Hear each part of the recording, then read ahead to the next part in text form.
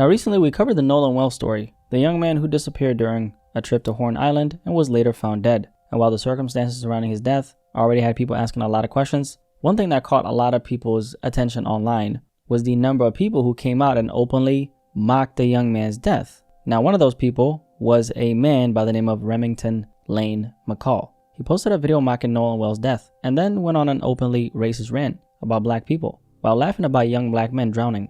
And in the end, Remington eventually fucked around and found out. Yeah, we did it. We sure did do it. What you think? What you think we do when we take y'all young men camping with us? We know them boys don't know how to swim. We throw them in that water. We say, swim, boy, swim! Woo! Learn how to swim, boy! You can't do it! Yeah, they did it. Them boys did it. This is a damn tradition for us. Y'all be in there splashing and screaming, I can't swim! I can't swim! So, as you all know, I've been doxxed. I lost my job this morning. I had to leave home.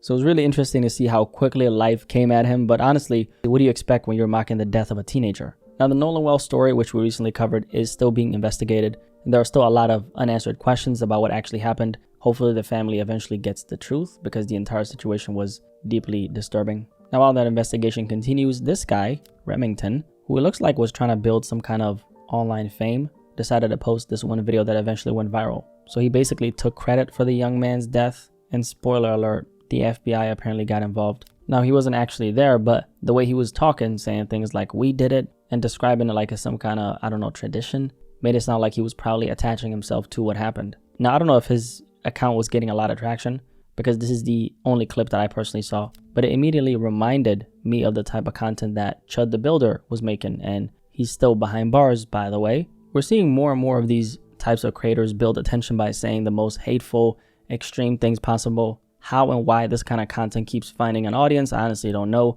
But Remington, who ended up having his name, job, past, and personal life exposed after the video went viral, found out the hard way that the internet doesn't always let you hide behind a screen, especially if you're pushing a bunch of hate. So very dehumanizing language that has no place anywhere. Now eventually he decided to go on these racist rants, and then this one video blew up, and just a short time later, a few hours later, the consequences started pouring in. Of course, people found out his name with the quickness. They also found out where he lived with the quickness. And then they started digging into the rest of his life. That included where he worked. So he worked, past tense, worked at a place called Clary & Associates, which is in Jacksonville, Florida, where Remington actually lives. And they're a company that specializes in professional land surveying and mapping. Once people found out, they started flooding the company's Google page with reviews and comments about him. And that kind of thing obviously has a serious negative effect on any business. I mean, before I go anywhere, I always check the reviews. And if they look questionable, I'm just not going, because in this economy, I gotta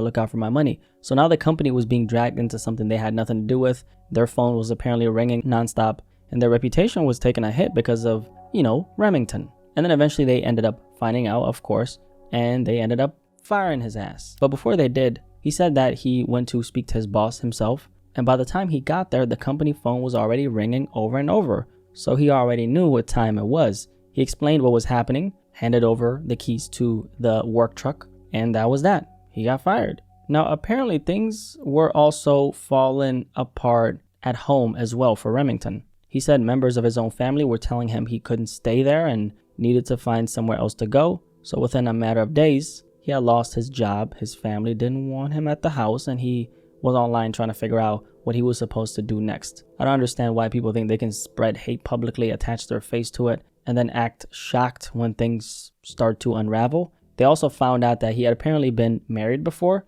and that there was a past of a battery case involving his ex-wife. He denied beating her and claimed that the incident only involved him snatching his own keys out of her hand. The thing I saw in the comments was talking about beating my ex-wife.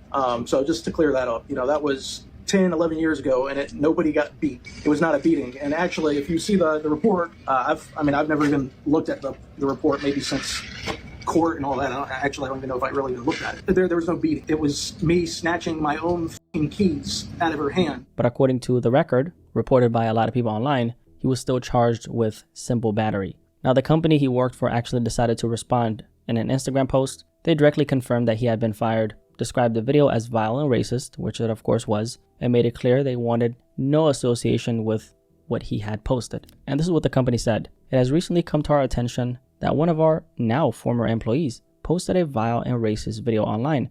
This employee was immediately terminated upon our knowledge of said video. We want to make it very clear that as a company and individually, we do not tolerate racism or hate speech. This business was built on integrity, and we will continue to maintain that value. So in the span of just a few days, his entire life basically collapsed. He lost his job. His family was telling him he can't stay at home. So now he's basically homeless. His identity and address had been exposed. And he even claimed, and this is what he said, I don't know why he would lie about this, but he even claimed that the FBI had contacted someone close to him asking questions about whether he had anything to do with Nolan Wells' death. And that makes a lot of sense because if you listen to how he was talking, it's like he was taking credit for it. So now they're wondering, wait a second, do you have anything to do with this situation right here? And these were the consequences happening in real time, right?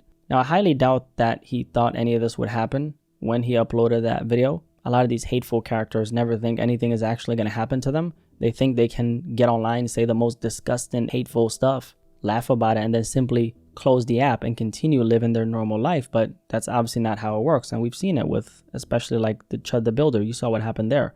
And I just find it very interesting how quickly that confidence disappears once their real name, job, and family become attached to the things that they were saying. Now, some of the stuff he was saying was just very dark, very mean-spirited, and very demonic. He was laughing while talking about throwing young black men into swamps, creeks, rivers, and oceans, and watching them struggle because they supposedly can't swim. He repeatedly said, "We did it," called it a tradition, and spoke as if all white people, all the people who look like him, are secretly plotting on black people, treating them like some kind of game. Then once the backlash came, suddenly it was satire. And people just didn't really understand the joke. That's what he said. But there's absolutely nothing funny about what he said. I mean, here's a grieving family right here. Nolan Wells is a young man who died, and his family is, of course, grieving. So like I said, as a result of the video, he claimed the FBI apparently contacted someone close to him and asked whether he had anything to do with Nolan Wells' death. And you can understand why the video may have raised questions, because he wasn't just making some random joke. He was speaking like someone who took credit, and it made it so far that it caught the attention of the FBI.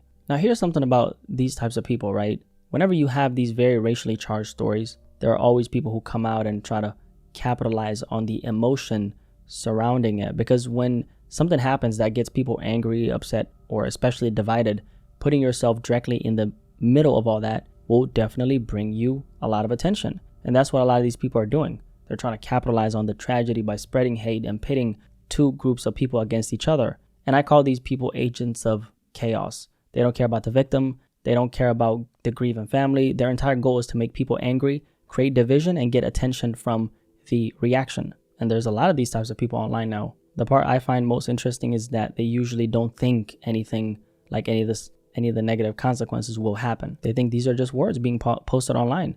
And once they close the app, they can go back to living their normal life. And yes, from one perspective, these are just technically words. But when you speak in this manner and deliberately try to cause emotional distress to a grieving family that just lost their child, that is not acceptable. That's not okay. And these are not jokes. This is real life. Now, the one silver lining here is that when somebody decides to behave like this publicly, they may end up, or probably will, end up destroying their own life without anybody else having to do much. Because you have to remember, it's not only him who's being affected here. He said members of his own family were telling him that he shouldn't come home and that he needed to find somewhere else to stay. And honestly, you can understand why. I mean, he put all this attention on himself online. His name and address were then circulating. People are contacting his workplace, and he claimed the FBI had contacted somebody close to him. So now you've also dragged your family into a situation they had nothing to do with. Somebody could be following you when you're going home. Somebody could show up at your house. Your relatives could start receiving phone calls and threats, all because you wanted attention online.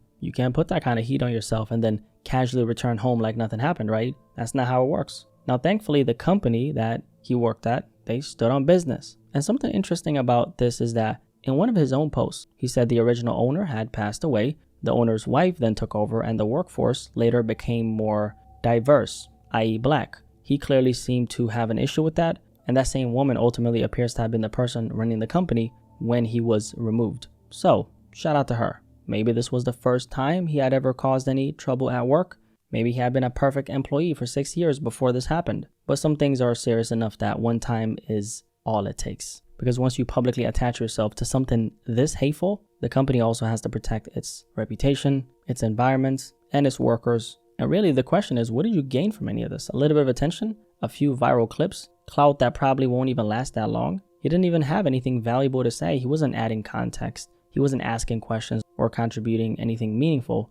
He was just spreading hate and trying to provoke people. And for what? So yeah, this entire situation is a perfect example of how quickly your life can change when you get online and say a bunch of shit. In the end, he basically ruined his own life for a few moments of attention. Anyway, if you made it this far, drop a like on this video, subscribe if you're new here. My name is Blackie Speaks. Nice to meet you. So this guy mocked Nolan Wells' death and lost everything. You guys let me know in the comment section below what you think, and I'll catch you guys in the next video. Peace, I'm out.